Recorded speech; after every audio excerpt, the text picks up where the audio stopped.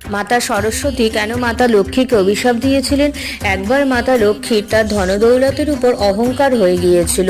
এই ব্যাপারে মাতা লক্ষ্মী ও সরস্বতীর মধ্যে দ্বন্দ্ব সৃষ্টি হয়। এই সমস্যার সমাধান করতে না পারায় তারা ভগবান বিষ্ণুর কাছে যান। সেখানে মাতা গঙ্গা আগে থেকেই উপস্থিত ছিলেন। ভগবান বিষ্ণু তখন ধ্যানমগ্ন ছিলেন। এটা দেখে মা লক্ষ্মী ভগবান বিষ্ণুর পাশে গিয়ে বসেন, কিন্তু মাতা সরস্বতীকে কেউ বসার জন্য বলে না।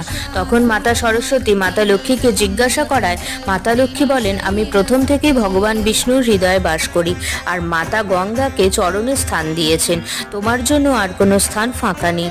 মাতা সরস্বতী এই অপমানে ক্রোধিত হয়ে তাদের দুজনকে অভিশাপ দেন যে ধনসম্পত্তি নিয়ে তোমার এত অহংকার, সেই ধনসম্পত্তি ছেড়ে পৃথিবী লোকে তুলসী গাছ হয়ে জন্মাতে হবে। তখন মাতা গঙ্গা মাতা সরস্বতীকে অভিশাপ দেন যে তোমাকে নদী হয়ে পৃথিবীতে প্রবাহিত হতে হবে।